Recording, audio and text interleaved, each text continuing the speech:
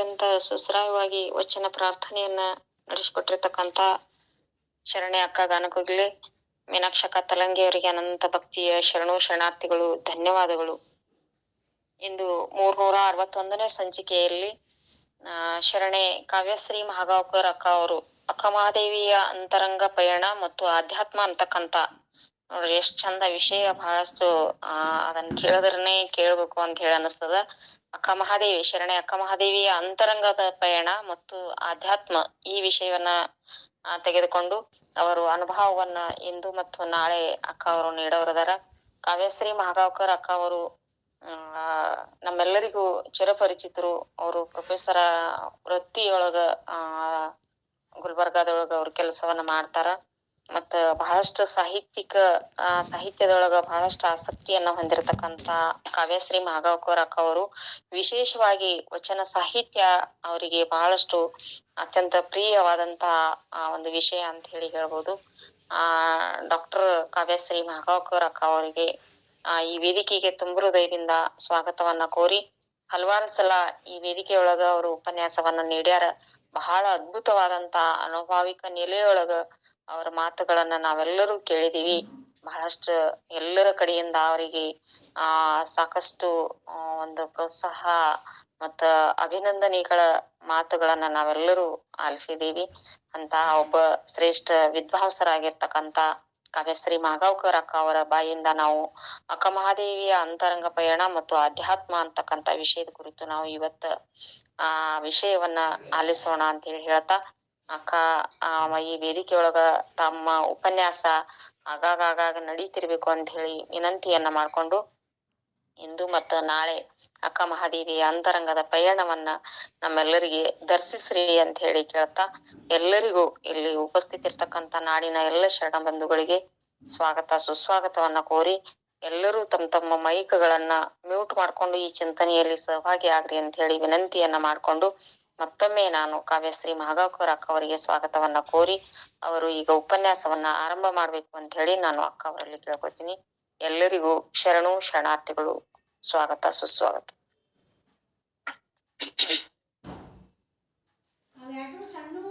ಈ ಕಾರ್ಯಕ್ರಮದ ರೂವಾರಿಗಳಾದ ಸುಜಾತ ಅಕ್ಕ ಅವರು 361ನೇ ಸಂಚಿಕೆಯನ್ನ ಇವತ್ತು ನಡೆಸ್ಕೊಡ್ತಾ ಇದ್ದಾರೆ.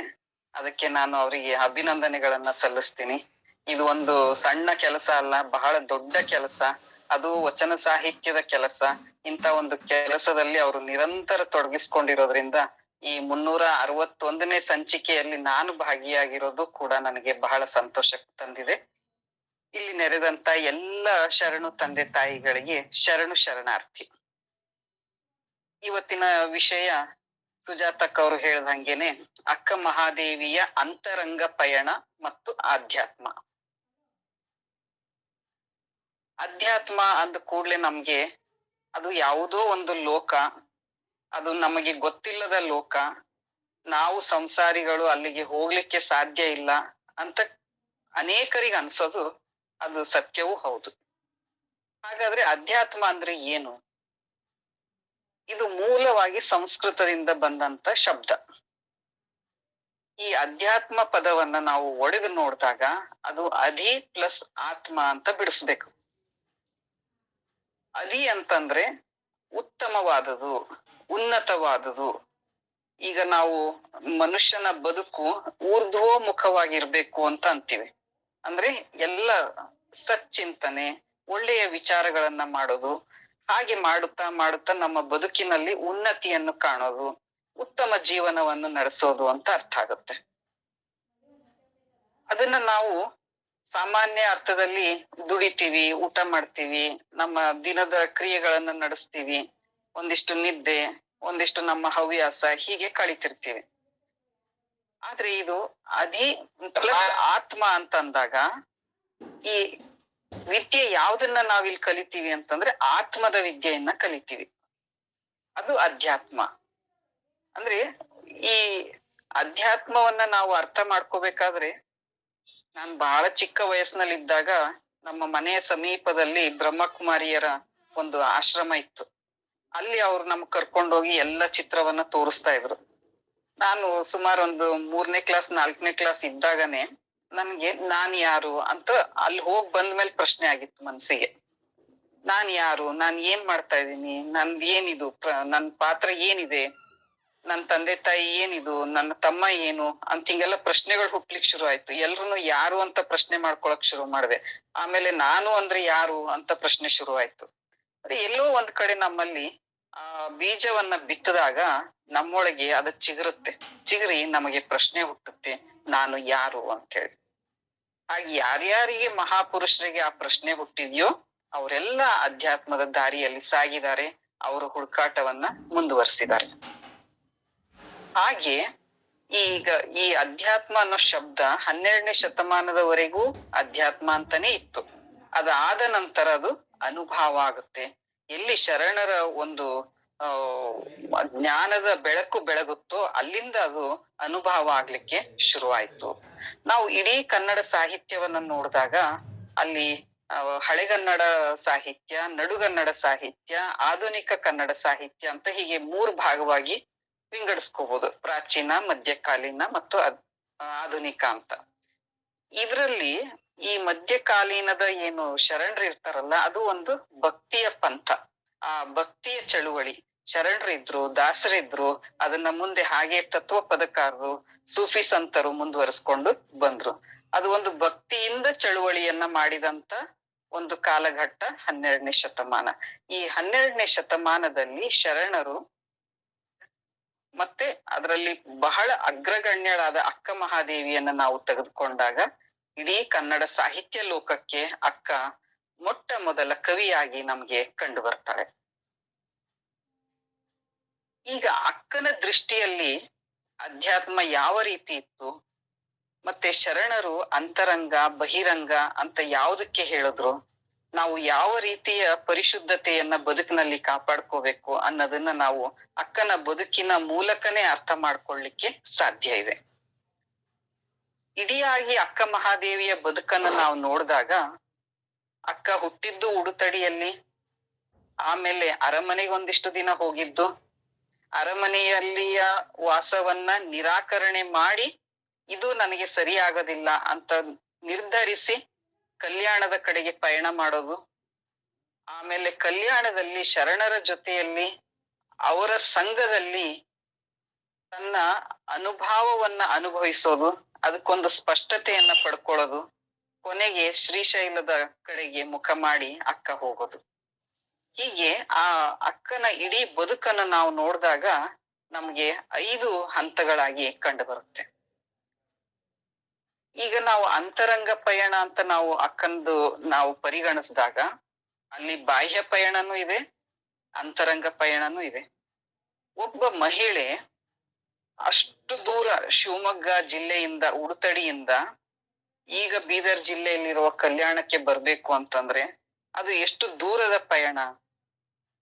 ಇದು ನಮ್ಗೆ ಕಾಣುವಂತ ಬಾಹ್ಯ ಪಯಣ. ಆ ಬಾಹ್ಯ ಪಯಣದ ಜೊತೆಯಲ್ಲಿಯೇ ಅಕ್ಕನದು ಅಂತರಂಗದ ಪಯಣವೂ ಸಾಗ್ತಾ ಇದೆ ಅನ್ನೋದನ್ನ ನಾವು ಇವತ್ತು ಗಮನಿಸ್ಬೇಕು. ಈ ಶರಣರ ಬದುಕನ್ನ ನಾವು ನೋಡಿದಾಗ ಅಕ್ಕ ಮಹಾದೇವಿಯದನ್ನ ಇವತ್ ನಾವು ನೋಡ್ತಾ ಇದ್ದೀವಿ. ಅದರ ಜೊತೆಯಲ್ಲಿ ಎಲ್ಲಾ ಶರಣರನ್ನು ನಾವು ನೋಡಿದಾಗ ಅದು ಒಂದು ವಾಸ್ತವ ಚಿತ್ರಣ ಇದ್ರೂ ಕೂಡ ನಮ್ಗೆ ಅದೇನೋ ಒಂಥರ ಇದು ಹೆಂಗ್ ಸಾಧ್ಯ, ವಿಚಿತ್ರ ಅಲ್ವಾ ಅಂತ ಅನ್ಸೋ ಮಟ್ಟಕ್ಕೆ ಅವ್ರ ಬದುಕು ನಮ್ಮ ಕಣ್ಣು ಮುಂದೆ ಬರುತ್ತೆ. ಒಬ್ಬ ಪಾಶ್ಚಾತ್ಯ ಲೇಖಕ ಹೇಳಿದ ಮಾತು, reality is sometimes stranger than fiction. ಅಂದ್ರೆ ಶರಣರ ಬದುಕು ವಾಸ್ತವನೇ ಇದ್ರೂ ಕೂಡ ಅದು ಒಂದ್ ಏನೋ ಕಾಲ್ಪನಿಕ ಕತೆ ಇದೆಯೇನೋ ಅನ್ನೋ ರೀತಿನಲ್ಲಿ ಅವರು ಅಷ್ಟೊಂದು ಅನುಭವದಲ್ಲಿ ಕೆಲಸವನ್ನ ಮಾಡಿ, ವಚನ ಸಾಹಿತ್ಯವನ್ನು ಕೊಟ್ಟು, ಸಾಮಾಜಿಕ ಪರಿವರ್ತನೆಯನ್ನ ಮಾಡಿ, ಜನರಲ್ಲಿ ಮೌಢ್ಯತೆಯನ್ನ ಕಳೆದು ಇಷ್ಟೆಲ್ಲ ಕೆಲಸ ಮಾಡ್ಲಿಕ್ಕೆ ಸಾಧ್ಯನಾ? ಇದು ವ್ಯಕ್ತಿ ಮಾಡ್ಲಿಕ್ಕೆ ಆಗುತ್ತಾ? ಆ ಶರಣ ಸಮೂಹದಿಂದ ಸಾಧ್ಯವಾಯ್ತಾ ಅಂತ ನಮ್ಗೆ ಇವತ್ತು ಆಶ್ಚರ್ಯ ಹುಟ್ಟಿಸೋ ರೀತಿನಲ್ಲಿ ಅಂದು 12ನೇ ಶತಮಾನದಲ್ಲಿ ನಡೆದಂತಹ ನೈಜ ಘಟನೆ ಅದು. ಆ 12ನೇ ಶತಮಾನದ ಶರಣರವರೆಗೂ ಆತ್ಮಜ್ಞಾನದ ಬಗ್ಗೆ ಎಲ್ಲರಿಗೂ ಗೊತ್ತಿತ್ತು, ಧ್ಯಾನ ಮತ್ತು ಸಾಧನೆಯ ಬಗ್ಗೆ ಗೊತ್ತಿತ್ತು, ಧರ್ಮಾಚರಣೆಯನ್ನು ಮಾಡ್ಬೇಕು, ನೈತಿಕತೆಯನ್ನ ಪಾಲಿಸ್ಬೇಕು, ಮೋಕ್ಷದ ಅರಿವನ್ನು ಪಡೆದುಕೊಳ್ಬೇಕು ಅಂತ ಅದುವರೆಗಿನ ಮಹಾಪುರುಷರು, ಅರಿತವರು, ಪ್ರಜ್ಞಾವಂತರು ಎಲ್ಲರೂ ಅರ್ಥವನ್ನ ಮಾಡ್ಕೊಂಡಿದ್ರು. ಆ 12ನೇ ಶತಮಾನದವರೆಗೆ ಇದ್ದಂತ ಆ ಎಲ್ಲಾ ಸತ್ಯಗಳಿಗೂ ಒಂದು ಸ್ಪಷ್ಟವಾದ ಚಿತ್ರಣವನ್ನ ಕೊಟ್ಟವರು ಬಸವಾದಿ ಶರಣರು. ನೀವು ವಚನ ಸಾಹಿತ್ಯದಲ್ಲಿ ಯಾವುದೇ ಒಂದು ವಚನವನ್ನ ತೆಗೆದುಕೊಳ್ಳಿ, ಅಲ್ಲಿ ದೇಹ, ಮನಸ್ಸು, ಭಾವನೆ ಈ ಮೂರಕ್ಕೂ ಸಂಬಂಧಿಸಿದ್ದಿರುತ್ತೆ. ಆ ಮೂರು ಗುರು, ಲಿಂಗ, ಜಂಗಮ ಅಂತ ಏನ್ ಕರಿತೀವಲ್ಲ, ಅದನ್ನ ನಾವು ಬಹಳ ಸರಳವಾಗಿ ಅರ್ಥ ಮಾಡ್ಕೋಬೇಕು ಅಂತಂದಾಗ ದೇಹ, ಮನಸ್ಸು, ಭಾವನೆ ಈ ಮೂರರಿಂದ ನಾವು ಬಿಟ್ಟು ಇಲ್ಲ ನಮ್ಮ ಬದುಕು. ಆ ಬದುಕನ್ನ ನಾವು ನಡೆಸೋದು ಈ ಮೂರರಿಂದನೇ. ಅದನ್ನ ಹೇಗೆ ಪರಿಶುದ್ಧವಾಗಿ ಇಟ್ಕೋಬೇಕು ಅನ್ಬೇಕಾದ್ರೆ ಶರಣರು ನಮ್ಗೆ ಒಂದು ಸ್ಪಷ್ಟವಾದ ಚಿತ್ರಣವನ್ನ ಕೊಡ್ತಾರೆ. ನಾವು ಈಗ ಅಕ್ಕನ ಮೂಲಕ ಆ ದೇಹದ ಒಂದು ಕಾನ್ಸೆಪ್ಟ್ ಏನಿದೆ, ಮನುಷ್ಯನ ದೇಹದ ಸಂಯೋಜನೆ ಹೇಗಾಗಿದೆ ಅನ್ನೋದನ್ನ ತಿಳ್ಕೊಬೇಕಾದ್ರೆ ಅದು ಬಹಳ ಸೂಕ್ಷ್ಮವಾದ ಸರಳವಾದ ಚಿಂತನೆಯಿಂದ ನಾವು ಅರ್ಥ ಮಾಡ್ಕೋಬಹುದು. ಇವತ್ತು 21ನೇ ಶತಮಾನದಲ್ಲಿ ಅನೇಕ ವಿಜ್ಞಾನಿಗಳು ಒಂದು ವಿಷಯವನ್ನ ತೆಗೆದುಕೊಂಡು ಅದರ ಹಿಂದೆ ಬೆನ್ನತ್ತಿ ಹೋದ್ರು. ಏನು ಅಂತಂದ್ರೆ ಈ ಜೀವಕಣದ ಉದ್ಭವ ಆಗಿದ್ದು ಎಲ್ಲಿ ಅಂತ. ಅದು ಅನೇಕ ವರ್ಷಗಳಿಂದ ಅದ್ರ ಮೇಲೆ ಪ್ರಯೋಗ ನಡೀತು. ಎಲ್ಲ ಪ್ರಯೋಗಗಳ ನಂತರ ಒಂದು ನಿರ್ಧಾರಕ್ಕೆ ಜಾಗತಿಕ ಮಟ್ಟದಲ್ಲಿ ವಿಜ್ಞಾನಿಗಳು ಬಂದ್ರು. ಏನು ಅಂತಂದ್ರೆ ಹಿಗ್ಸ್ ಬೋಸಾನ್ ಅನ್ನುವ ಒಂದು ಜೀವಕಣ. ಆ ಜೀವಕಣದಿಂದಲೇ ಮನುಷ್ಯನ ಉತ್ಪತ್ತಿ ಆಗಿದೆ, ಉಗಮ ಆಗಿದೆ ಅಂತ ಅವರು ಒಂದು ನಿರ್ಧಾರಕ್ಕೆ ಬಂದ್ರು. ಆದ್ರೆ 12ನೇ ಶತಮಾನದಲ್ಲಿ ಎಲ್ಲಾ ಶರಣರು ಈ ಪಂಚೇಂದ್ರಿಯಗಳು ಮತ್ತೆ ಪಂಚಭೂತಗಳು ಒಂದಕ್ಕೊಂದು ಪೂರಕ. ಈ ಪಂಚಭೂತಗಳು ಏನಿದಾವಲ್ಲ, ಇದರಿಂದನೇ ಮನುಷ್ಯನು ಬಂದಿರೋದು. ಮನುಷ್ಯ ಕೊನೆಗೆ ಈ ಪಂಚೇಂದ್ರಿಯಗಳ ಸುಖವನ್ನು ಅನುಭವಿಸಿ ಮತ್ತೆ ಪಂಚಭೂತಗಳಲ್ಲಿ ಲೀನ ಆಗ್ತಾನೆ. ಮಣ್ಣಿಂದನೇ ಹುಟ್ಟಿ ಮಣ್ಣಲ್ಲೇ ಮಣ್ಣಾಗುವ ಈ ಶರೀರ ಅನ್ನೋದನ್ನ 12ನೇ ಶತಮಾನದ ಶರಣರು ಆವತ್ತು ಬಹಳ ಸರಳವಾಗಿ ತಮ್ಮ ಸಾಹಿತ್ಯದ ಚಿಂತನೆಯ ಆಲೋಚನೆಗಳ ಮೂಲಕ ತಿಳಿದುಕೊಂಡ್ರು. ಆದ್ರೆ ಇವತ್ತಿನ ವಿಜ್ಞಾನಿಗಳು ಅದನ್ನ ಹೇಳ್ಬೇಕಾದ್ರೆ ಅನೇಕ ಎಕ್ಸ್ಪರಿಮೆಂಟ್ ಗಳನ್ನ ಮಾಡಿ ಅನೇಕ ಜನ ವಿಜ್ಞಾನಿಗಳೆಲ್ಲ ಸೇರ್ಕೊಂಡು ಅದರಲ್ಲೇ ಒಬ್ಬ ವಿಜ್ಞಾನಿ ಹಿಗ್ಸ್ ಬೋಸಾನ್ ಅನ್ನೋ ವ್ಯಕ್ತಿಯ ಹೆಸರಿನ ಮೇಲೆ ಆ ಜೀವಕಣಕ್ಕೆ ಒಂದು ಹೆಸರನ್ನ ಕೊಟ್ರು. ಆ ಅಕ್ಕ ಮತ್ತು ಬಸವಾದಿ ಶರಣರು ಅದನ್ನ ಹೇಗೆ ದೇಹವನ್ನ ಅರ್ಥ ಮಾಡ್ಕೊಂಡ್ರು ಅಂತ ನಾವು ನೋಡಿದಾಗ ಅವರು ಈ ಶರೀರವನ್ನ 3 ಭಾಗಗಳಾಗಿ ವಿಂಗಡಿಸಿ ನೋಡ್ತಾರೆ. ಹೇಗೆ ಅಂತಂದ್ರೆ ಸ್ಥೂಲ ಶರೀರ, ಸೂಕ್ಷ್ಮ ಶರೀರ, ಕಾರಣ ಶರೀರ. ಮನುಷ್ಯನ ನೋಡಿದ ತಕ್ಷಣ ಈ ಮಹಿಳೆ, ಈಕೆ ಕಮಲವ್ವ, ಈಕೆ ಗೌರವ್ವ, ಈಕೆ ಸರಳವ್ವ ಅಂತ ನಮ್ಗೆ ನೋಡಿದ ತಕ್ಷಣ ಅನ್ಸುತ್ತಲ್ಲ. ಹಾಗೆ ನೋಡಿದ ತಕ್ಷಣ ಏನ್ ಕಾಣುತ್ತೋ ಅದೇ ಸ್ಥೂಲ ಶರೀರ. ಅದನ್ನ ಇಂಗ್ಲಿಷ್ ನಲ್ಲಿ ಗ್ರಾಸ್ ಬಾಡಿ ಅಂತಾರೆ. ನಮ್ಗೆ ಕಣ್ಣಿಗೆ ಸ್ಪಷ್ಟವಾಗಿ ಏನ್ ಕಾಣುತ್ತೋ ಅದು ಸ್ಥೂಲ ಶರೀರ. ಈ ಸ್ಥೂಲ ಶರೀರದ ಬಗ್ಗೆ ಅಕ್ಕನ ಅಭಿಪ್ರಾಯ ಏನಿತ್ತು? ಇವತ್ ನಾವು ಎಷ್ಟೆಷ್ಟೋ ಒಂದು ಭ್ರಮೆಗೆ ಒಳಗಾಗಿದ್ದೀವಿ. ನಾನು ಹೀಗಿರ್ಬೇಕು, ನಾನು ಇಂಥ ಉಡುಗೆನ ತೊಡಬೇಕು, ಹೀಗೆ ಕಾಣ್ಬೇಕು ಅನ್ನೋದೆಲ್ಲ ಭ್ರಮೆಯಲ್ಲಿ ನಾವಿದೀವಿ. ಆದ್ರೆ ಅಕ್ಕನ ಸ್ಥೂಲ ಶರೀರದ ಬಗ್ಗೆ ಇರುವ ಪರಿಕಲ್ಪನೆಯನ್ನು ನಾವು ನೋಡಿದ್ವಿ ಅಂತಂದ್ರೆ ಅಲ್ಲಿ ಅಕ್ಕ ಹೇಳೋದು ಏನಂದ್ರೆ, ಈ ದೇಹದ ಬಣ್ಣ ಕರ್ರಗಾದ್ರೂ ಇರ್ಲಿ, ಇಲ್ಲ ಅಂದ್ರೆ ಫಳಫಳ ಮಿಂಚಾದ್ರೂ ಮಿಂಚ್ಲಿ, ಏನಾದ್ರೂ ಸರಿ, ಆದ್ರೆ ಇದು ದೇಹ ನಂದು ಚನ್ನಮಲ್ಲಿಕಾರ್ಜುನನಿಗೆ ಒಲಿದಂತ ಕಾಯ. ಇದು ಈ ಕಾಯ ಅವನಿಗೆ ಒಲಿದಿದ ಮೇಲೆ ಇದು ಹೇಗಿದ್ರೆ ಏನು ಅನ್ನೋ ಒಂದು ಒಳಗಿನ ಆತ್ಮವಿಶ್ವಾಸ ಇದೆಯಲ್ಲ ಈ ವಚನದಲ್ಲಿ, ಅದು ಬಹಳ ಮನಸ್ಸಿಗೆ ಮುಟ್ಟುತ್ತೆ. ಕಾಯ ಕರ್ರನೆ ಕಂದಿದಡೇನು, ಕಾಯ ಮಿರ್ರನೆ ಮಿಂಚಿದಡೇನು, ಚನ್ನಮಲ್ಲಿಕಾರ್ಜುನನಿಗೆ ಒಲಿದ ಕಾಯ ಹೇಗಿದ್ದಡೇನು. ಹೀಗೆ ಅಕ್ಕ ಬಾಹ್ಯ ಶರೀರವನ್ನ ಏನೂ ಲೆಕ್ಸದೇ ಇಲ್ಲ. ಆ ಕಾರಣಕ್ಕಾಗಿ ಉಡುತಡಿಯಿಂದ ಕಲ್ಯಾಣಕ್ಕೆ ಹೋಗ್ಲಿಕ್ಕೆ ಸಾಧ್ಯ ಆಯ್ತು. ಇನ್ನು ಸೂಕ್ಷ್ಮ ಶರೀರ, ಸಬ್ಟಲ್ ಬಾಡಿ. ಈಗ ಮನುಷ್ಯನ ದೇಹ ಅಂತಂದ್ರೆ ಅದ್ರ ಒಳಗಡೆ ರಕ್ತ ಇದೆ, ಮಾಂಸ ಇದೆ, ಎಲುಬು ಇದೆ, ಅನೇಕ ಎಲ್ಲ ಕೀವು, ಕ್ರಿಮಿ, ಕೀಟ ಎಲ್ಲವೂ ಇದೆ. ಅದರಲ್ಲಿ ಪ್ರತಿಕಾರ ಶಕ್ತಿ ಇರೋದ್ರಿಂದ ಎಲ್ಲವನ್ನೂ ಮೀರಿ ಅದು ದೇಹ ಬದುಕ್ತಾ ಇರುತ್ತೆ. ಅದ್ರ ಮೇಲ್ಗಡೆ ಚರ್ಮದ ಹೊದಿಕೆ ಇರೋದ್ರಿಂದ ನಮ್ಗೆ ಆ ದೇಹದ ಒಳಗಿರುವ ಯಾವ ಅಸಹನೆ ನೀಡುವಂತ ಸ್ಥಿತಿ ನಮ್ ಕಣ್ಣಿಗೆ ಕಾಣೋದಿಲ್ಲ. ಮೇಲೆ ಚರ್ಮ ಇರೋದ್ರಿಂದ ಅದು ಸುಂದರವಾಗಿ ಆಕರ್ಷಕವಾಗಿ ನಮ್ಗೆ ಕಾಣಿಸುತ್ತೆ. ಆ ಒಳಗಡೆ ಇರುವ ಶರೀರವನ್ನ ಇಷ್ಟು ಸುಂದರವಾಗಿ ಬಿಡಿಸಿ ಬಿಡಿಸಿ ಒಂದೊಂದನ್ನೇ ಅಕ್ಕ ಹೇಳೋದಂದ್ರೆ ಎಷ್ಟು ಹೊಲಸು ಒಳಗಡೆ ಇದೆ, ಅಲ್ಲಿ ಮೂತ್ರನೂ ಇದೆ, ಎಲುಬು ಇದೆ, ಹೀವಿದೆ. ಇಂಥ ಒಂದು ಶರೀರಕ್ಕೋಸ್ಕರ ನಾವು ಎಷ್ಟು ಒದ್ದಾಡ್ತೀವಿ, ಈ ಶರೀರದ ಆರೈಕೆಗೆ ನಾವು ಎಷ್ಟು ಗಮನ ಕೊಡ್ತಿರ್ತೀವಿ ಅನ್ನೋದು, ಆ ಭ್ರಮೆಯನ್ನ ಓಡಿಸೋದು ಈ ವಚನದಲ್ಲಿ ನಾವು ಬಹಳ ಸ್ಪಷ್ಟವಾಗಿ ಕಾಣ್ತೀವಿ. ಅಮೇಧ್ಯದ ಮಡಿಕೆ, ಮೂತ್ರದ ಕುಡಿಕೆ, ಎಲುವಿನ ತಡಿಕೆ, ಕೀವಿನ ಹಡಿಕೆ, ಸುಡಲಿ ದೇಹವ ಒಡಲು ವಿಡಿದು ಕೆಡದಿರು, ಚನ್ನಮಲ್ಲಿಕಾರ್ಜುನ ನರಿಯದ ಮರುಳೆ. ಅಂದ್ರೆ ಯಾರು ಚನ್ನಮಲ್ಲಿಕಾರ್ಜುನನ್ನ ಅರ್ಥ ಮಾಡ್ಕೋತಾರೋ ಅವರಿಗೆ ಈ ದೇಹ ಭಾವವನ್ನ ಮೀರಿ ಬೆಳೆಯುವಂತ ಆತ್ಮವಿಶ್ವಾಸ ಇರುತ್ತೆ ಅನ್ನೋ ಮಾತನ್ನ ಇಲ್ಲಿ ಅಕ್ಕ ಹೇಳ್ತಾ ಇದ್ದಾಳೆ. ಇದಾದ ನಂತರ ಮತ್ತೆ ನಾವು ಶರೀರದ ಒಳಗಡೆ ಮತ್ತೆ ಪಯಣ ಬೆಳೆಸಿದ್ವಿ ಅಂತಂದ್ರೆ ಒಳಗಡೆ ಸಿಗುವುದು ಆತ್ಮ. ಆ ಆತ್ಮದ ಸುತ್ತ ಏನು ಬರುತ್ತಲ್ಲ ಅದಕ್ಕೆ ಕಾರಣ ಶರೀರ ಅಂತ ಇಲ್ಲಿ ಶರಣರು ಅನ್ಕೊಂಡ್ರು. ಆ ಕಾರಣ ಶರೀರ ಒಳಗಡೆ ಆತ್ಮದಿಂದ ಸಂತೋಷ ಪಡ್ಬೇಕಾದಂತ ಮನುಷ್ಯ ಹೇಗೆ ಅದನ್ನ ಅನುಭವಿಸ್ಬೇಕು, ಆ ಪ್ರಕ್ರಿಯೆ ಏನು ಅನ್ನೋದನ್ನ ಶರಣರು ಆ ಗುಟ್ಟನ್ನ ಹೇಳ್ಕೊಡ್ತಾರೆ. ಯಾವುದೇ ಆದ್ರೂ ನಾವೀಗ ಏನೋ ಒಂದು ಸಿಹಿಯಾದ ಪದಾರ್ಥವನ್ನ ನಾಲ್ಗೆಯಿಂದ ರುಚಿ ನೋಡ್ತೀವಿ, ಬಹಳ ಸಂತೋಷ ಅನ್ಸುತ್ತೆ. ಹೇಗಿತ್ತು ಅಂತ ಕೇಳಿದ್ರೆ ಬಹಳ ಸಿಹಿಯಾಗಿತ್ತು ಅಂತೀವಿ. ಒಂದು ಖಾರದ ಪದಾರ್ಥವನ್ನ ತಿಂದ್ವಿ ಅಂತಂದ್ರೆ ನಾಲ್ಗೆ ಚಟಕ್ಕಂತೂ ಅಷ್ಟು ಸ್ವಚ್ಛ ಆಯ್ತು ನಾಲ್ಗೆ ಅಂತೇಳಿ ಖುಷಿ ಪಡ್ತೀವಿ. ಅದು ಕಣ್ಣು ಮುಚ್ಕೊಂಡು ಆಹಾರವನ್ನ ನಾವು ಏನ್ ಆನಂದಿಸ್ತೀವಲ್ಲ ಅದು ನಮ್ಮ ಒಳಗಿನ ಸಂತೋಷ. ಅದು ಪೂರ್ತಿ ಮನಸ್ಸಿಗೆ ನಾಟಿದಂತ ಸಂತೋಷ, ಅದು ಆತ್ಮಕ್ಕೆ ಮುಟ್ಟಿದಂತ ಸಂತೋಷ. ಅದನ್ನ ನಮ್ಗೆ ಇನ್ನೊಬ್ರ ಹತ್ರ ಹೇಳ್ಕೊಳಕ್ ಆಗ್ತಿರಲ್ಲ, ನಾವೇ ಅನುಭವಿಸ್ತಿರ್ತೀವಲ್ಲ, ಅದು ಆತ್ಮದ ಸಂತೋಷ. ಇದನ್ನ ನಾವು ಬಾಹ್ಯವಾಗಿ ನೋಡಿದಾಗ ಹೀಗೆ ಇದು ಆತ್ಮದ ಸಂತೋಷ ನಮ್ಗೆ ಕಂಡು ಬರುತ್ತೆ. ಯಾವುದೋ ಒಂದು ಸುಂದರವಾದ ಬಹಳ ಅರ್ಥಪೂರ್ಣವಾದ ಪುಸ್ತಕವನ್ನ ಓದಿದಾಗ ನಾನ್ ಸಂತೋಷ ಪಡ್ತೀನಿ. ಯಾವುದೋ ಒಂದು ಬಹಳ ಚಂದವಾದ ಅಡಿಗೆಯನ್ನ ನಾನು ಮಾಡಿದಾಗ ಸಂತೋಷ ಪಡ್ತೀನಿ. ಅದು ನನಗೆ ಒಂದ್ ರೀತಿ ಒಳಗಡೆಯಿಂದ ಖುಷಿ ಕೊಡುತ್ತಲ್ಲ, ಅದು ಆತ್ಮ ಸಂತೋಷ. ಆದ್ರೆ ಶರಣರು ಹೇಳಿದ್ದು ಯಾವುದಕ್ಕೆ ಆತ್ಮ ಸಂತೋಷ ಅಂತಾರೆ ಅಂತಂದ್ರೆ, ನಾನು ಯಾರು, ನನ್ನ ಒಳಗಡೆ ಏನಿದೆ, ಆ ಒಳಗಡೆ ಇರುವುದನ್ನ ನಾನು ಯಾವಾಗ ಮಿಲನಗೊಳ್ಳಲಿ, ಆ ಆತ್ಮದೊಂದಿಗೆ ನಾನು ಯಾವತ್ತು ಮಾತಾಡ್ಲಿ, ಆ ಆತ್ಮದೊಂದಿಗೆ ನಾನು ವಿಲೀನ ಯಾವಾಗ ಆಗ್ಲಿ ಅಂತ ಆಲೋಚನೆ ಮಾಡ್ತಾರಲ್ಲ, ಅದು ನಿಜವಾದ ಆತ್ಮ ಸಂತೋಷ. ಈ ಕಾರಣ ಶರೀರದ ಕಾಸಲ್ ಬಾಡಿ ಆ ಒಳಗಡೆ ನಮ್ಗೆ ಆತ್ಮ ಸಂತೋಷ ಕೊಡೋದನ್ನ ವಚನದಲ್ಲಿ ಅಕ್ಕ ಹೇಳುವಾಗ ಮನುಷ್ಯ ಹೇಗೆ ಇರ್ಬೇಕು ಅನ್ನೋದನ್ನ ಅಲ್ಲಿ ಹೇಳ್ತಾಳೆ.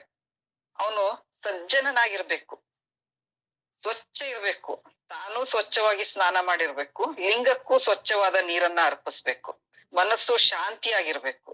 ಆಮೇಲೆ ಆ ಲಿಂಗದೊಂದಿಗೆ ನನ್ನನ್ನು ನಾನು ಸಮರ್ಪಣೆ ಮಾಡ್ಕೊಂಡಿದೀನಿ ಅನ್ನೋ ಸಮನ್ವಯ ಭಾವ ವ್ಯಕ್ತಿಯಲ್ಲಿರ್ಬೇಕು. ಹೀಗಿದ್ದಾಗ ಅದು ನಾನು ಮತ್ತು ಲಿಂಗ ಇಬ್ರು ಬೇರೆ ಬೇರೆ ಅಲ್ಲ ಅನ್ನೋ ಭಾವನೆ ಬರುತ್ತೆ ಅನ್ನೋದನ್ನ ಈ ಕಾರಣ ಶರೀರಕ್ಕೆ ಉದಾಹರಣೆಯಾಗಿ ಅಕ್ಕನ ಈ ವಚನವನ್ನ ನಾವು ನೋಡ್ಬೋದು. ಸಜ್ಜನೆಯಾಗಿ ಮಜ್ಜನ ಕೆರೆವೆ, ಶಾಂತಳಾಗಿ ಪೂಜೆಯ ಮಾಡುವೆ, ಸಮರತಿಯಿಂದ ನಿಮ್ಮ ಕೂಡುವೆ, ಚನ್ನಮಲ್ಲಿಕಾರ್ಜುನಯ್ಯ ನಿಮ್ಮ ನಗಲದ ಪೂಜೆ ಅನುವಾಯ್ತೆನಗೆ. ಅಂದ್ರೆ ನಾನು ಬೇರೆ ನೀನು ಬೇರೆ ಅಲ್ಲದೆ ಇಬ್ರು ಒಂದೇ ಆಗಿ ಇರುವ ಒಂದು ಆತ್ಮದ ಸಂತೋಷ ಇದೆಯಲ್ಲ, ಆ ಸಂತೋಷದ ಎದುರು ಈ ಜಗತ್ತೇ ಗೌಣ ಆಗುತ್ತೆ. ಯಾವ ಬಂಧು ಇಲ್ಲ, ಬಳಗ ಇಲ್ಲ, ನಾನಿಲ್ಲ, ನೀನಿಲ್ಲ, ಯಾವುದೂ ಇಲ್ಲ, ನಾನು ಮತ್ತೆ ನನ್ನೊಳಗಿನ ಆತ್ಮ ಅನ್ನುವ ಈ ಸಂತೋಷ ಇದೆಯಲ್ಲ, ಅದನ್ನ ಈ ವಚನದಲ್ಲಿ ಅಕ್ಕ ನಮ್ಗೆ ತಿಳಿಸಿಕೊಡ್ತಾಳೆ. ಈ ಅನುಭವ ಮತ್ತು ಅನುಭಾವ, ಈ ಏನು ನಾನು ನೀನು ಬೇರೆ ಅಲ್ಲ ಒಂದೇ ಅನ್ನೋ ಸ್ಥಿತಿಗೆ ಹೋಗ್ತಾರಲ್ಲ, ಅದು ಅನುಭಾವ. ಈ ಎರಡರ ವ್ಯತ್ಯಾಸ ಏನು ಅಂತ ನಾವು ನೋಡಕ್ ಹೋದ್ರೆ, ಈಗ ಸಾಮಾನ್ಯವಾಗಿ ನಮ್ಗೆ ಈ ಪಂಚೇಂದ್ರಿಯಗಳಿಂದ ಸುಖ ಸಿಗ್ತಾ ಇರುತ್ತೆ. ಒಂದು ತಿನ್ನೋದಿರ್ಬೋದು, ಸುಂದರವಾದ ದೃಶ್ಯವನ್ನ ನೋಡೋದಿರ್ಬೋದು, ಇಲ್ಲ ಹಾಡನ್ನ ಕೇಳೋದಿರ್ಬೋದು.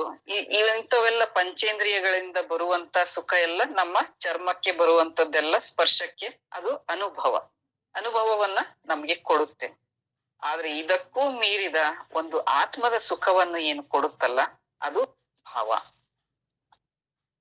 ಅಭಾವ ಅಂತಂದ್ರೆ ಅದು ಇದು ಎಲ್ಲವನ್ನು ಮೀರಿದಂಥದ್ದು.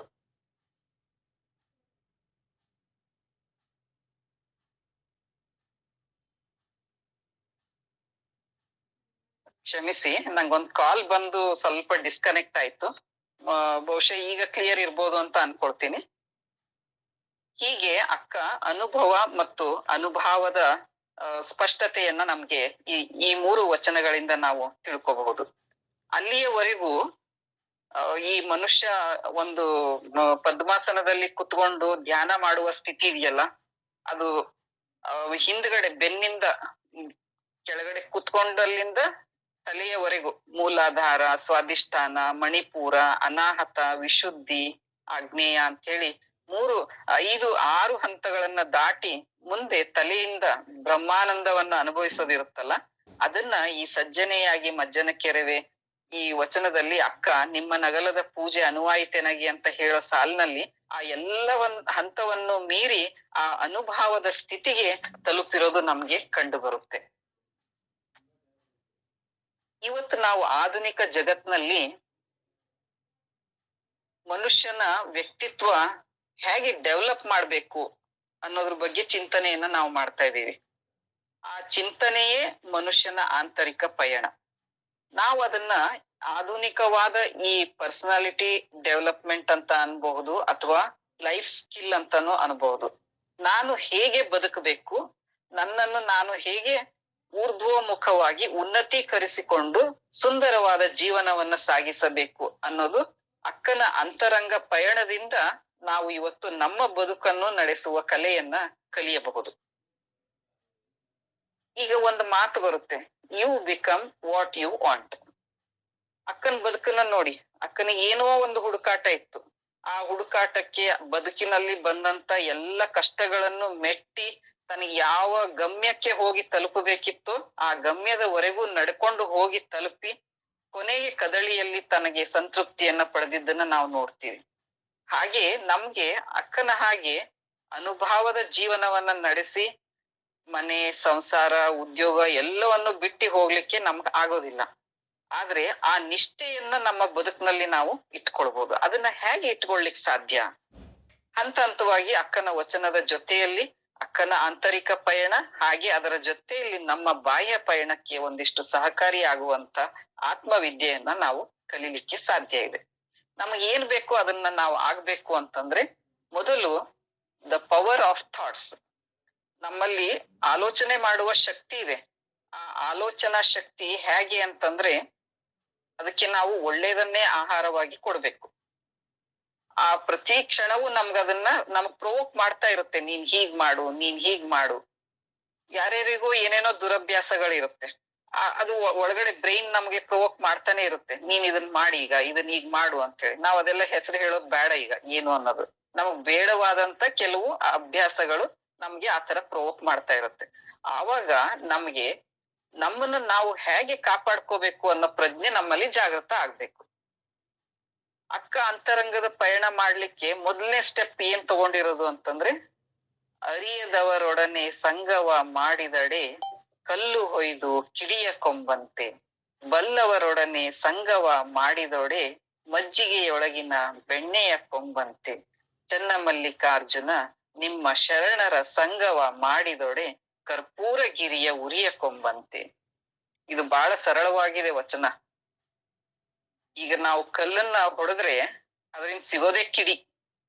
ಆ ಕಿಡಿ ಅಂದ್ರೆ ಅರಿವಿಲ್ಲದ ಜನರ ಜೊತೆ ಸೇರಿದಾಗ ಮಾತಿಗೆ ಮಾತು, ವಾದಕ್ಕೆ ವಿವಾದ, ಎಲ್ಲವೂ ನಮ್ಮನ್ನ ಅವನತಿಗೆ ಕರ್ಕೊಂಡು ಹೋಗುವಂತ ಸಂಗತಿಗಳೇ ನಡೆಯುತ್ತೆ. ಆದ್ರೆ ನಾವು ಒಳ್ಳೆ ಸ್ವಭಾವ, ಇವತ್ ನೋಡಿ ಇಂಥ ಒಂದು ಸತ್ಸಂಗ ನಿರಂತರವಾಗಿ ಇಷ್ಟು 300ಕ್ಕೂ ಹೆಚ್ಚು ಸತ್ಸಂಗವನ್ನ ನಡೆಸ್ತಾ ಇರೋದ್ರಿಂದ ಇಲ್ಲಿ ಎಲ್ಲರೂ ಸೇರಿದ್ದಾರೆ. ಪ್ರತಿನಿತ್ಯ ದಿನಾ 1 ತಾಸು ಏನಾದ್ರೂ ಒಳ್ಳೆ ವಿಚಾರಗಳನ್ನ ಸಂಪನ್ಮೂಲ ವ್ಯಕ್ತಿಗಳು ಹೇಳ್ತಾನೆ ಇರ್ತಾರೆ, ಅದನ್ನ ಕೇಳ್ತಾನೆ ಇರ್ತೀವಿ. ಅದ್ರೊಳಗಿಂದ 1% ನಮ್ಗೆ ಲಾಭ ಆಯ್ತು ಅಂದ್ರೆ ಅದು ಸಾರ್ಥಕ. ಎಲ್ರು ಅವ್ರವ್ರ ಶಕ್ತಿಗೆ ಅದನ್ನ ಆರಿಸ್ಕೊಳ್ತಾರೆ. ನನಗೆ ಎಷ್ಟು ಬೇಕು ಅನ್ನೋದು ನನಗ್ ಗೊತ್ತಿರುತ್ತೆ, ನಾನು ಅದನ್ನ ಆರಿಸ್ಕೋತೀನಿ. ಯಾರು 100% ತಗೋಬಹುದು, ಯಾರು 1% ತಗೋಬಹುದು, ಆದ್ರೆ ಯಾವ್ದು ಹುಸಿ ಹೋಗಲ್ಲ ಅನ್ನೋದು ಮಾತ್ರ ಸತ್ಯ. ಹೀಗೆ ಅಕ್ಕ ನಮ್ಗೆ ಯಾರ ಸಂಘ ಇರ್ಬೇಕು ಅಂತಂದ್ರೆ ಶರಣರ ಸಂಘ ಇರ್ಬೇಕು. ಅವ್ರ ಸಂಘ ಹೇಗೆ ಅಂತಂದ್ರೆ, ಇವತ್ ನಾವು ಕರ್ಪೂರವನ್ನ ಬೆಳಗ್ತೀವಿ. ಕರ್ಪೂರವನ್ನ ಬೆಳಗದಾಗ ಅದು ಅವಾಗ ದಗ ದಗ ದಗ ಉರಿಯುತ್ತೆ.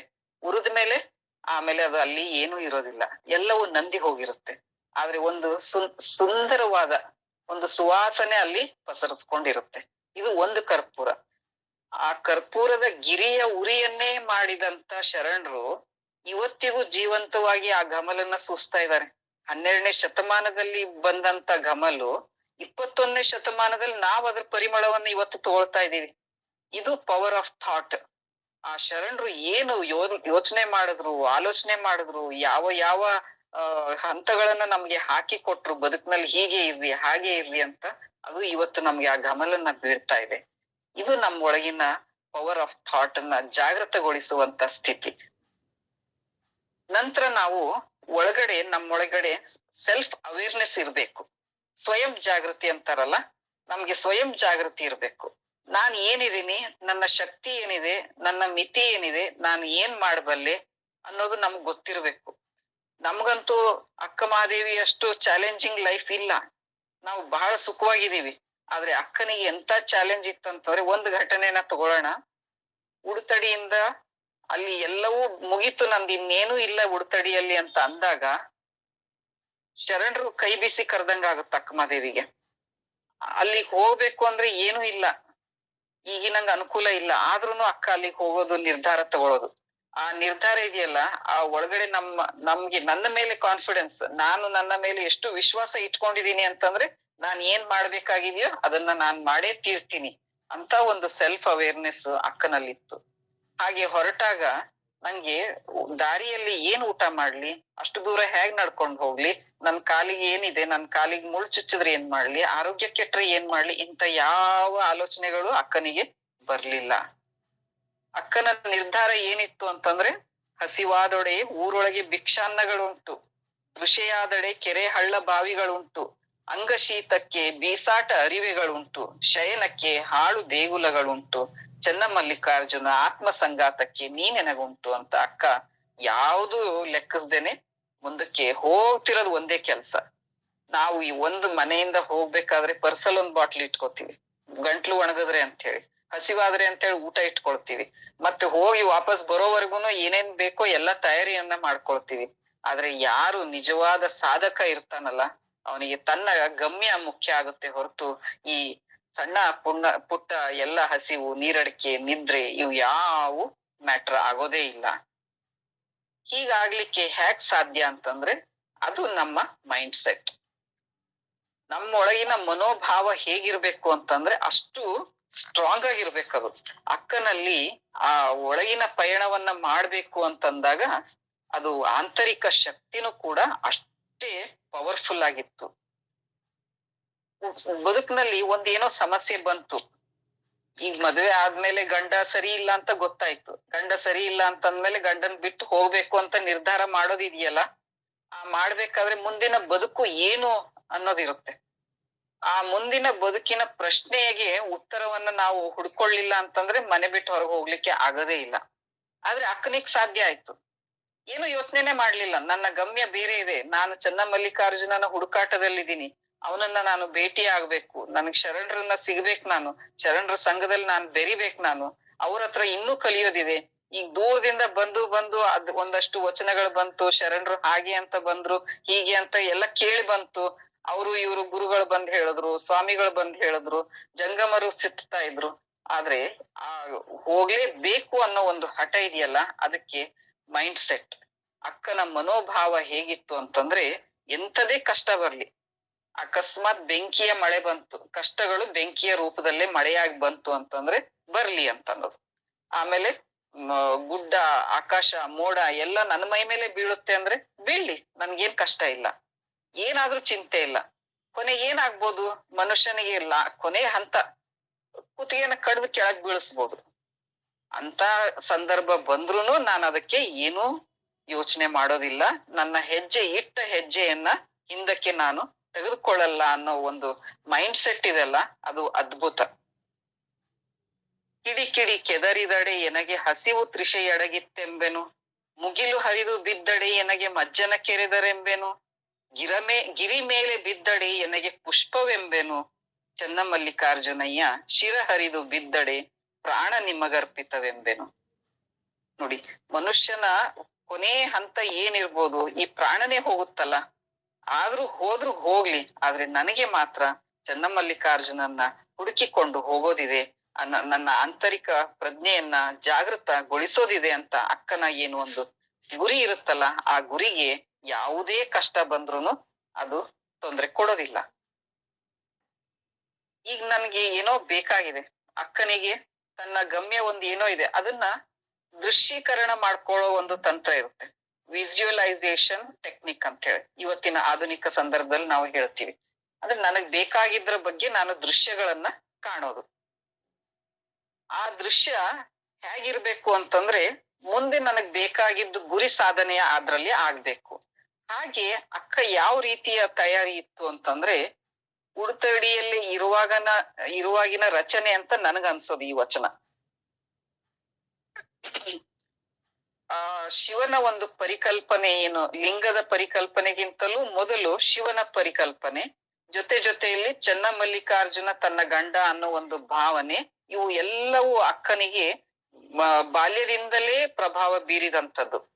ಇಲ್ಲಿ ಅಕ್ಕ ಕೇಳವ್ವ ನಾನೊಂದ ಕನಸ ಕಂಡೆ, ಅಕ್ಕಿ ಅಡಕೆ ಓಲೆ ತೆಂಗಿನ ಕಾಯಿ ಕಂಡೆ, ಚಿಕ್ಕ ಚಿಕ್ಕ ಜಡೆಗಳ ಸುಲಿಪಲ್ಲ ಗೊರವನು ಭಿಕ್ಷಕ್ಕೆ ಮನೆಗೆ ಬಂದುದ ಕಂಡೆನವ್ವ, ಮಿಕ್ಕು ಮೀರಿ ಹೋಹನ ಬೆಂಬತ್ತಿ ಕೈ ಹಿಡಿದೆನು, ಚನ್ನಮಲ್ಲಿಕಾರ್ಜುನನ ಕಂಡು ಕಣ್ದೆರೆದೆನು. ನೋಡಿ, ನಾವು ಎಲ್ಲ ಕನಸು ಕಾಣ್ತೀವಿ, ನಮ್ಮ ಕನಸುಗಳೇ ಬೇರೆ, ಅಕ್ಕನ ಕನಸುಗಳೇ ಬೇರೆ. ಇವೆಲ್ಲ ಅಕ್ಕಿ ಅಡಕೆ ಓಲೆ ತೆಂಗಿನಕಾಯಿ ಇವೆಲ್ಲ ಒಂದಿಷ್ಟು ಶುಭ ಸೂಚನೆ, ಅಂದ್ರೆ ನನ್ನ ಉನ್ನತೀಕರಣ, ಆತ್ಮದ ಉನ್ನತಿಯ ಕನಸನ್ನ ಕಾಣೋದು ಈ ರೀತಿಯ ದೃಶ್ಯಗಳಿಂದ ಅಕ್ಕ ಇಲ್ಲಿ. ಅಲ್ಲಿ ಶಿವನ ಒಂದು ಚಿತ್ರಣ ನಮಗ್ ಕಣ್ಮುಂದ್ ಬರುತ್ತೆ. ಚಿಕ್ಕ ಚಿಕ್ಕ ಜಡೆಗಳ, ತಲೆಯಲ್ಲಿ ಸಣ್ಣ ಸಣ್ಣ ಜಡೆಗಳಿದೆ, ಸುಂದರವಾದ ದಂತ ಪಂಕ್ತಿ ಇದೆ, ಅವನೊಬ್ಬ ಗೌರವ ಇದ್ದಾನೆ, ಅಂದ್ರೆ ಜಂಗಮ ಸ್ವರೂಪಿಯಾಗಿದ್ದಾನೆ, ಭಿಕ್ಷಕ್ಕೆ ನಮ್ ಮನೆಗ್ ಬರ್ತಾನೆ, ಅವನ್ ಬಂದು ನಾನು ಏನೋ ತಗೊಂಡು ಹೋಗಿ ಭಿಕ್ಷೆನ ಇನ್ನೇನು ಕೊಡ್ಬೇಕು ಅಂತ ಅನ್ನಷ್ಟೊತ್ತಿಗೆ ನನ್ಗೆ ಕೈಗೆ ಸಿಗ್ಲಿಲ್ಲ, ಮಾಯ ಆಗ್ಬಿಟ್ಟ, ನಾನ್ ಕಣ್ಬಿಟ್ಟು ನೋಡಿದ್ರೆ ಅದು ನನಗೆ ಕಣ್ಣೆದ್ರು ಏನೋ ಇಲ್ಲದಂಗ ಅನ್ನಿಸ್ತು, ಆದ್ರೆ ಅವನು ನನಗೆ ಸಿಕ್ಕೇ ಸಿಗ್ತಾನೆ ಅನ್ನೋ ಒಂದು ವಿಶ್ವಾಸ ಅಕ್ಕನಲ್ಲಿ ಆ ದೃಶ್ಯ ಕಣ್ಮುಂದೆ ಪ್ರತಿದಿನ ಕನಸಿನಲ್ಲಿ ಕಾಣ್ತಾನೇ ಇರ್ತಾಳೆ. ಈಗ ನಮ್ಮ ಬದುಕಿನಲ್ಲಿ ಅಕ್ಕ ತನ್ನ ಬದುಕಿನಲ್ಲಿ ಒಂದು ಬದಲಾವಣೆಯನ್ನ ತರಬೇಕಾಗಿತ್ತು. ಅದನ್ನ ಇವತ್ತು ಆಧುನಿಕ ಸಂದರ್ಭದಲ್ಲಿ ನಾವು ಏನ್ ಹೇಳ್ತೀವಿ ಅಂದ್ರೆ ಅಫರ್ಮೇಶನ್ ಫಾರ್ ಚೇಂಜ್. ಈಗ ನಾನು ಯಾವುದೋ ಒಂದು ಆಸೆಯನ್ನ ಇಟ್ಕೊಂಡು ಹೀಗೆ ಬದುಕುವುದನ್ನ ಬದಲಾಯಿಸಿ ಇನ್ನೊಂದು ರೀತಿ ಬದುಕೋದು ನನಗೆ ಇಷ್ಟ ಅಂತ ನಾನು ನಿರ್ಧಾರ ತೆಗೆದುಕೊಂಡೆ ಅಂದ್ರೆ ಅದಕ್ಕಾಗಿ ನಾನು ಶ್ರಮವನ್ನ ಪಡ್ಬೇಕಾಗುತ್ತೆ. ಅಕ್ಕನ ಬದುಕಿನ ಬದಲಾವಣೆ ಏನಿತ್ತು ಅಂತಂದ್ರೆ, ಅರಮನೆಯಿಂದ ಕಲ್ಯಾಣಕ್ಕೆ ಹೋಗ್ಬೇಕಿತ್ತು. ಈ ಲೌಕಿಕದ ಬದುಕಿನಿಂದ ಅಲೌಕಿಕದ ಕಡೆಗೆ ಹೋಗ್ಬೇಕಾಗಿತ್ತು. ಕಲ್ಯಾಣದ ಶರಣರನ್ನ ನಾನು ಸೇರಿದ್ರೆ ಆ ಅಲೌಕಿಕ ಬದುಕಿನ ಸತ್ಯವನ್ನ ನಾನು ಅರ್ಥ ಮಾಡ್ಕೊಳ್ಲಿಕ್ಕೆ ಸಾಧ್ಯ ಅಂತ ಅಕ್ಕನಿಗೆ ಅನ್ನಿಸ್ತು. ಆಗ ಆ ಬದಲಾವಣೆಯನ್ನ ಮಾಡಿದ್ಮೇಲೆ ಅದ್ರ ಒಳಗೆ ಒಂದು ದೃಢವಾದ ನಂಬಿಕೆ ಇರ್ಬೇಕು. ಅಂತ ಒಂದು ನಂಬಿಕೆ ಅಕ್ಕನ ಅಂತರಂಗದಲ್ಲಿ ಇತ್ತು. ಆ ನಂಬಿಕೆನ ಇನ್ನೊಂದಿಷ್ಟು ಪುಷ್ಟಿ ಕೊಡ್ಬೇಕು ಅಂತಂದ್ರೆ ನಮ್ಗೆ ಇನ್ನೊಂದು ಹಂತಕ್ಕೆ ಹೋಗ್ಬೇಕು, ಅದು ಲಾ ಆಫ್ ಅಟ್ರಾಕ್ಷನ್. ಈ ಲಾ ಆಫ್ ನಾವು ಮನ್ಸಿಗೆ ಯಾವಾಗ್ಲೂ ಹೇಳೋದು, ನನಗೆ ಕಲ್ಯಾಣಕ್ಕೆ ಹೋಗೋದಿದೆ ಅಂತ ಅಕ್ಕ ಯಾವಾಗ್ಲೂ ಹೇಳ್ಕೊಳ್ತಾನೆ ಇದ್ಲು. ಕಲ್ಯಾಣಕ್ಕೆ ಹೋಗೋದಿದೆ, ಶರಣರನ್ನ ಭೇಟಿ ಆಗೋದಿದೆ, ಮುಂದೆ ಶ್ರೀಶೈಲ ಮಲ್ಲಿಕಾರ್ಜುನನ್ನ ಕಾಣೋದಿದೆ ಅಂತ ಮೇಲೆ ಹೇಳ್ಕೊಳ್ತಾ ಇದ್ಲು. ಆಮೇಲೆ ಅದು ಲಾ ಆಫ್ ಅಟ್ರಾಕ್ಷನ್ ಹೇಗಾಗುತ್ತೆ ಅಂತಂದ್ರೆ, ನಮಗೆ ಬೇಕಾದ ಬದುಕನ್ನು ನಮ್ಮ ಚಿಂತನೆಗಳ ಮೂಲಕ ಆಕರ್ಷಿಸುವ ನಂಬಿಕೆ ನಮ್ಗಿರ್ಬೇಕು. ಹಾಗೆ ಅಕ್ಕನ ಒಳಗಿರೋದನ್ನ ನಾವು ಕಾಣ್ತೀವಿ. ಯಾವಾಗ್ಲೂ ಚನ್ನಮಲ್ಲಿಕಾರ್ಜುನ ಅಂತ ಹೇಳ್ಕೊಂಡು ಆ ಗಮ್ಯದ ಕಡೆಗೆ ಹೋಗುವ ಒಂದು ಆಕರ್ಷಣೆ ಇದೆಲ್ಲ, ಅದು ಒಂದು ಅಪರೂಪದ ರೀತಿಯಲ್ಲಿ ಅಕ್ಕನಲ್ಲಿ ಇರೋದನ್ನ ನಾವು ಕಾಣ್ತೀವಿ. ಮತ್ತೆ ಇದೆಲ್ಲ ಮಾಡುವಾಗ ನಮ್ಗೆ ಅನ್ಸುತ್ತೆ, ನಾವು ಇವತ್ತು ಅಕ್ಕನ ವ್ಯಕ್ತಿತ್ವವನ್ನ, ಅಕ್ಕನ ಬದುಕನ್ನ, ಆ ಜೀವನ ಚರಿತ್ರೆಯನ್ನ ನಾವು ನೋಡುವಾಗ ನಮ್ಗೆ ನಮ್ಮ ಮೇಲೆ ವಿಶ್ವಾಸ ಇಲ್ಲ. ಅದಕ್ ನಾವು ಏನ್ ಮಾಡ್ತೀವಿ ಅಂದ್ರೆ, ಅದು ಹ್ಯಾಕ್ ಸಾಧ್ಯ ಅಂತ ಹೀಗೆಲ್ಲ ಪ್ರಶ್ನೆಯನ್ನ ಹಾಕೊಳ್ತೀವಿ. ಆದ್ರೆ ಅಕ್ಕನಿಗೆ ಯಾವುದೇ ಭಯ ಇರ್ಲಿಲ್ಲ, ಯಾವುದೇ ಸಂಶಯ ಇರ್ಲಿಲ್ಲ, ಬಹಳ ಮುಕ್ತವಾದ ಮನಸ್ಸು ಆಕೆಯದು. ಇವತ್ತು ನಮಗ್ ಬದುಕಿನಲ್ಲಿ ಬಹಳಷ್ಟು ಗೊಂದಲಗಳಿದೆ. ಅಂತ ಗೊಂದಲಗಳು ಅಕ್ಕನಿಗೆ ಇರ್ಲೇ ಇಲ್ಲ. ಇದನ್ನೇ ನಾವು ಈ ಪರ್ಸನಾಲಿಟಿ ಡೆವಲಪ್ಮೆಂಟ್ ನಲ್ಲಿ ಏನ್ ಹೇಳ್ತೀವಿ ಅಂತಂದ್ರೆ ಓವರ್ಕಮಿಂಗ್ ಫಿಯರ್ ಅಂಡ್ ಡೌಟ್. ಆ ಒಳಗಿರುವ ಭಯ ಮತ್ತು ಸಂಶಯ ಎರಡನ್ನು ನಿರ್ಮೂಲ ಮಾಡುವಂತ ಶಕ್ತಿ ಅಕ್ಕನಲ್ಲಿತ್ತು. ನೋಡಿ, ಯಾರು ಹೇಳಲಿಕ್ ಸಾಧ್ಯ? ನಂಗೆ ಎಲ್ಲೋ ಗುಡಿನಲ್ಲಿ ನಾನ್ ಮಲಗ್ತೀನಿ, ಯಾರ್ದೋ ಮನೇಲಿ ಭಿಕ್ಷೆ ಕೊಟ್ಟಾಗ ಊಟ ಮಾಡ್ತೀನಿ, ಅಲ್ಲೆಲ್ಲೋ ಬಿದ್ದಿದ್ ಬಟ್ಟೆ ತಗೊಂಡ್ ನಾನು ಹಾಕೊಳ್ತೀನಿ ಅಂತ ಹೀಗೆ ಹೇಳೋ ಒಂದು ಶಕ್ತಿ, ಧೈರ್ಯ ಯಾರಿಗಿರುತ್ತೆ? ಅದು ಒಳಗಿನ ವ್ಯಕ್ತಿತ್ವ. ಅದು ಅಕ್ಕನ ವ್ಯಕ್ತಿತ್ವ ಹಾಗಿತ್ತದು. ಆ ಶಕ್ತಿ ಆಗಿರೋದ್ರಿಂದನೇ ಅಲ್ಲಿ ಭಯನೂ ಇರ್ಲಿಲ್ಲ, ಸಂಶಯನೂ ಇರ್ಲಿಲ್ಲ. ಕೇವಲ ತನ್ನ ಗುರಿ ಸಾಧನೆಯೊಂದೇ ಇತ್ತು. ಆ ಗುರಿ ಸಾಧನೆ ಒಂದೇ ಇರ್ಲಿಕ್ಕೆ ಕಾರಣ ಏನು ಅಂತಂದ್ರೆ ದ ಇಂಪಾರ್ಟೆನ್ಸ್ ಆಫ್ ಪರ್ಸಿಸ್ಟೆನ್ಸ್. ಬೇಡ್ಕೊಳ್ಳೋದು ಯಾವಾಗ್ಲೂ. ಪರ್ಸಿಸ್ಟೆನ್ಸ್ ಅಂತಂದ್ರೆ ಬೇಡಿಕೆ. ನನಗೆ ಇದು ಬೇಕು ಅಂತ ಬೇಡೋದು. ಒಂದು ಸಲ ಬೇಡಿ ಸುಮ್ನೆ ಕುತ್ಕೊಳ್ಳೋದಲ್ಲ. ಈಗ ತಾಯಿಗೆ ಮಗು ಒಂದು ಏನೋ ಸಿಹಿ ಪದಾರ್ಥ ಬೇಕು, ಪಾಯಸ ಮಾಡಮ್ಮ ಅಂತ ಹೇಳುತ್ತೆ. ಹಠ ಮಾಡಿದಾಗ ಮಾಡೇ ಕೊಡ್ತಾಳ. ಅವಾಗ ಹಠ ಮಾಡದೇ ಇದ್ರೆ ಆ ಬೇಡಿಕೆಯಾಗೆ ಉಳಿತಿತ್ತು. ಹಾಗೆ ಅಕ್ಕನಲ್ಲಿ ಪದೇ ಪದೇ ರಿಪೀಟೆಡ್ಲಿ ಅವಳು ಹೇಳ್ತಿದ್ಲು, ನನಗೆ ಚನ್ನಮಲ್ಲಿಕಾರ್ಜುನ ಬೇಕು, ನಾನು ಮತ್ತು ಚನ್ನಮಲ್ಲಿಕಾರ್ಜುನ ಬೇರೆ ಅಲ್ಲ. ಈ ಒಂದು ಆತ್ಮವಿಶ್ವಾಸದಿಂದ ಗುರಿ ತಲುಪುವವರೆಗೆ ಪ್ರಯತ್ನಿಸುವ ಶಕ್ತಿ ಇದೆಯಲ್ಲ, ಅದು ಪರ್ಸಿಸ್ಟೆನ್ಸ್.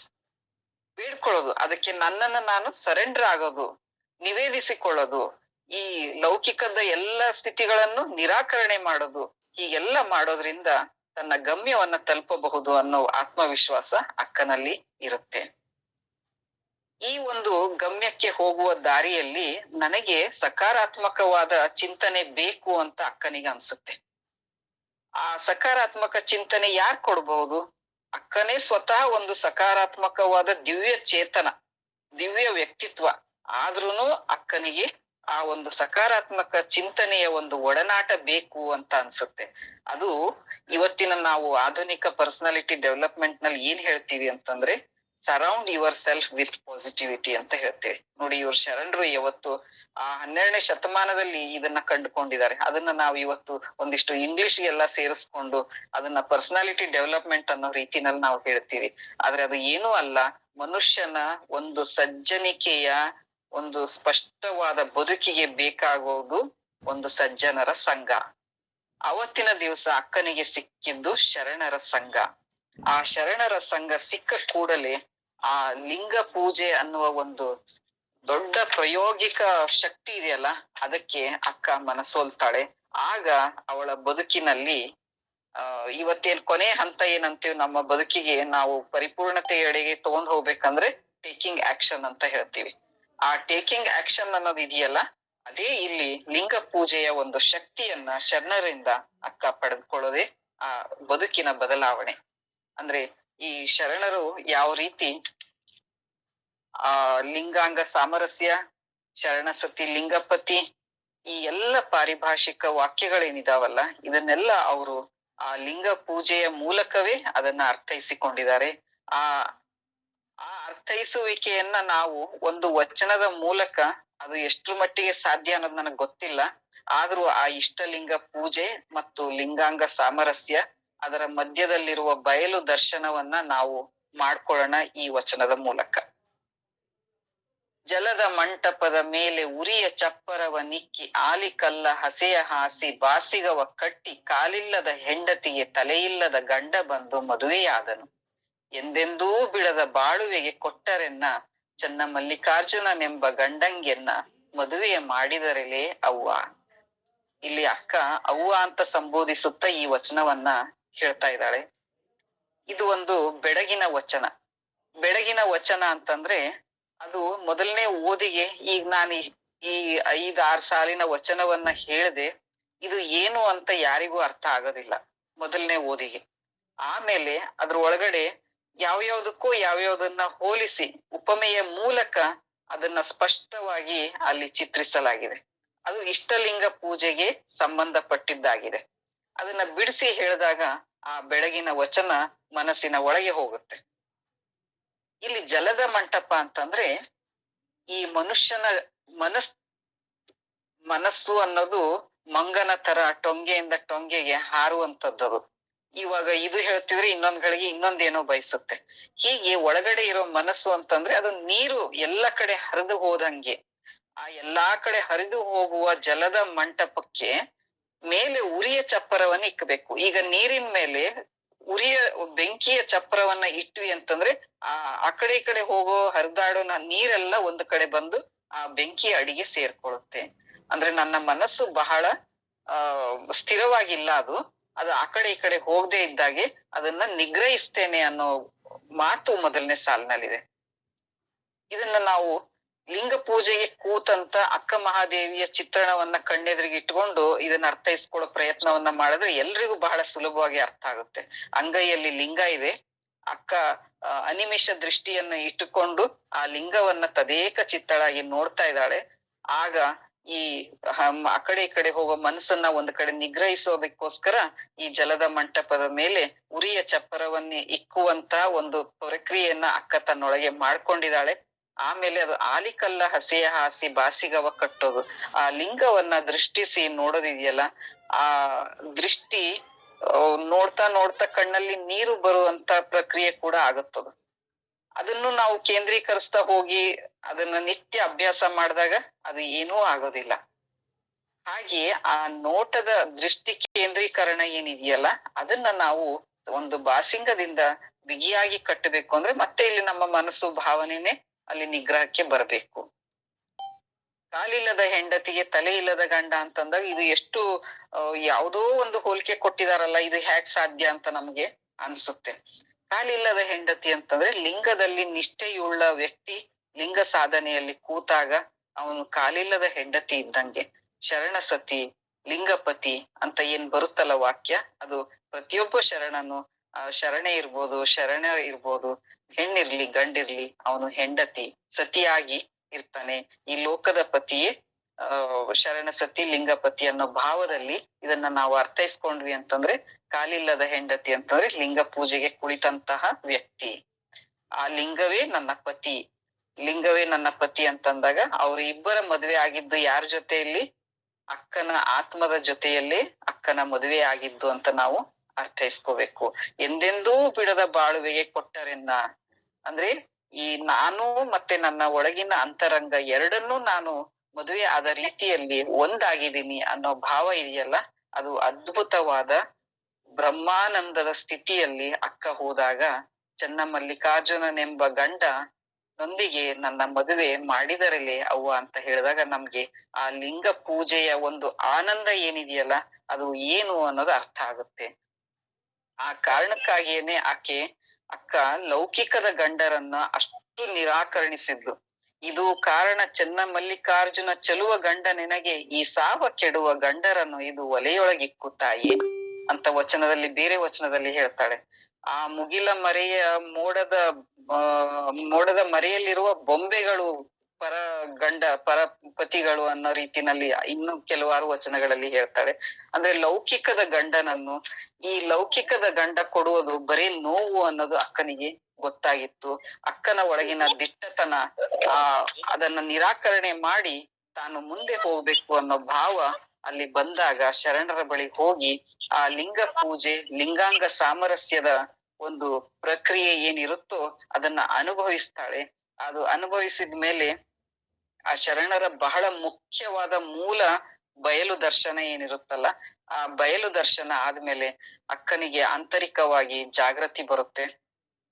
ಅದಾದ್ಮೇಲೆ ಅಕ್ಕ ಆ ವಚನದಲ್ಲಿ ಈಗ ಮುಂದೆ ಏನ್ ಹೇಳಲಿ ನಾನು, ಈ ಲಿಂಗಾಂಗ ಸಾಮರಸ್ಯ ಆದ ನಂತರ ನನ್ಗೆ ಹೇಳಲಿಕ್ಕೆ ಏನೂ ಉಳಿದೇ ಇಲ್ಲ ಅನ್ನೋ ಮಾತು ಅಕ್ಕನಲ್ಲಿ ಬರುತ್ತೆ. ಅದು ಒಂದು ರೀತಿಯ ನಿರ್ವಾಣದ ಸ್ಥಿತಿ.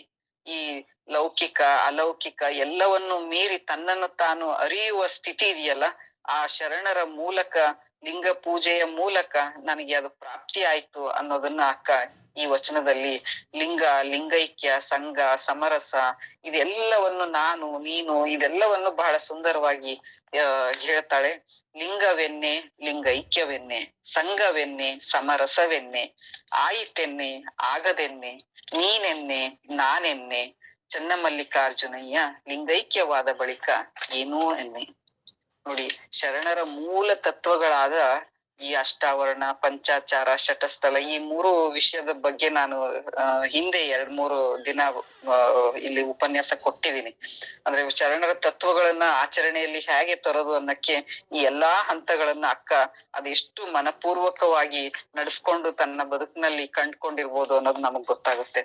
ಆ ಶರಣರ ಸಂಘದಲ್ಲಿ ಇದ್ದಾಗ ಆಕೆ ತನ್ನ ವೈರಾಗ್ಯದ ಜೀವನದ ಆಯ್ಕೆ ಯಾಕಾಯ್ತು, ನನ್ನೊಳಗೆ ಸ್ವತಂತ್ರ ಚಿಂತನೆ, ನನ್ನ ಆತ್ಮವಿಶ್ವಾಸ ಏನು, ಮತ್ತೆ ಪರಮಾನಂದದ ಅನುಭವ ಅಂದ್ರೆ ಏನು, ಈ ತತ್ವ ಚಿಂತನೆ ಅಂದ್ರೆ ಏನು, ಇದ್ರೊಳಗೆ ಭಕ್ತಿ ಸೇರಿದ್ರೆ ಹೇಗಿರುತ್ತೆ ಅನ್ನೋ ಎಲ್ಲ ಅಂಶಗಳನ್ನು ಅಕ್ಕನಿಗೆ ಮನದಟ್ಟಾಗುತ್ತೆ. ನಾವು ಇವತ್ತಿನ ಕಾಲದಲ್ಲಿ ಈ ಆಧುನಿಕ ಕಾಲಘಟ್ಟದಲ್ಲಿ ನಿಂತ್ಕೊಂಡು ಅಕ್ಕನನ್ನ ನೋಡ್ಬೇಕಾದ್ರೆ ಬಹಳ ಕಷ್ಟ ಇದೆ. ನಾವು ನಮ್ಮ ಒಂದು ಸಂಕುಚಿತ ಮನೋಭಾವ ಏನಿರುತ್ತಲ್ಲ, ಅದು ಹ್ಯಾಕ್ ಸಾಧ್ಯ, ಇದು ಹ್ಯಾಕ್ ಸಾಧ್ಯ, ಇವತ್ತಿನ ನಮ್ಮ ಸ್ತ್ರೀವಾದದ ನೆಲೆಯಲ್ಲಿ ಏನು ಮಹಿಳೆಯರು ಮಾತಾಡ್ತಾರಲ್ಲ, ಎಲ್ರೂ ಒಂದು ರೀತಿಯ ರೋಷ ವೇಷ ಜಗಳಕ್ಕೆ ಹೋಗೋ ರೀತಿನಲ್ಲಿ ನನ್ನ ಹಕ್ಕು ನಾನು ಅಂತ ಎಲ್ಲ ಮಹಿಳೆಯರು ಸ್ತ್ರೀವಾದಿ ನೆಲೆಯಲ್ಲಿ ಅಲ್ಲಿಯ ಧ್ಯೇಯ ಧೋರಣೆ ಗುರಿಯನ್ನು ಹಿಡ್ಕೊಂಡು ಮಾತಾಡ್ತಾರೆ. ಆದ್ರೆ ಅಕ್ಕನಲ್ಲಿ ಅದು ಎಲ್ಲವನ್ನೂ ನಾವು ನೋಡ್ತೀವಿ. ಹೇಗೆ ಅಂತಂದ್ರೆ ನಿವೇದನೆಯ ರೂಪದಲ್ಲಿ ನೋಡ್ತೀವಿ. ಅವಳು ಯಾವತ್ತೂನು ಚೆನ್ನಮಲ್ಲಿಕಾರ್ಜುನನ್ನ ಆರಾಧಿಸ್ತೀನಿ ಅಂತ ಹೇಳ್ತಾಳೆ ಹೊರತು ಈ ಕೌಶಿಕ ಮಹಾರಾಜ ಇವನ್ ಅಂತವನು ಅವನು ಇಂಥವನು ಅಂತ ಹೇಳೋದೇ ಇಲ್ಲ. ಎಲೆ ಮರುಳೆ ಅಂತ ಹೇಳ್ತಾಳೆ, ನಿನ್ಗೇನು ಬುದ್ಧಿನೇ ಇಲ್ಲ ಎಲೆ ಮರುಳೆ, ಅರ್ಥ ಮಾಡ್ಕೋ, ನಿನ್ನನ್ನು ನೀನು ಅರಿ ಮರುಳೆ ಅಂತ ಹೇಳ್ತಾಳೆ ಹೊರತು ಆ ಒಂದು ಸಾಫ್ಟ್ನೆಸ್ ಅಂತಾರಲ್ಲ, ಬಹಳ ಪೊಲೈಟ್ ಆಗಿ ತಾಯಿ ಮಗುವಿಗೆ ತಿಳಿಸಿ ಹೇಳ್ದಾಗೆ ಹೇಳ್ತಾಳಲ್ಲ, ಅದು ಅಕ್ಕನ ವೈಶಿಷ್ಟ್ಯ, ಅಕ್ಕನ ಕಾವ್ಯದ ವೈಶಿಷ್ಟ್ಯ. ಆ ಸುಂದರವಾದ ಪ್ರತಿಮೆಗಳು, ಹೋಲಿಕೆಗಳು, ಬದುಕಿನ ಜೀವನಾನುಭವ ಇರಬಹುದು, ಆಮೇಲೆ ಉನ್ನತವಾಗಿ ಆಲೋಚನೆ ಮಾಡೋದಿರ್ಬೋದು, ಆ ಶಬ್ದ ಸಂಗ್ರಹಗಳಿರ್ಬೋದು. ಅಕ್ಕನ ಒಳಗಡೆ ಎಷ್ಟು ಜ್ಞಾನ ಇತ್ತು. ಅಕ್ಕ ಅಂದ ಕೂಡ್ಲೆ ನಮ್ಗೆ ಯಾಕೆ ಅಕ್ಕನ ಚಿತ್ರ ಬರುತ್ತೆ, ಅಕ್ಕನ ಸುತ್ತ ಒಂದು ಬೆಳಕು ಬಂದಂಗ ಆಗುತ್ತೆ. ನನಗಂತೂ ಮೈಯೆಲ್ಲ ರೋಮಾಂಚನ ಆಗುತ್ತೆ ಅಕ್ಕನ ಬಗ್ಗೆ ಆಲೋಚನೆ ಮಾಡುವಾಗ.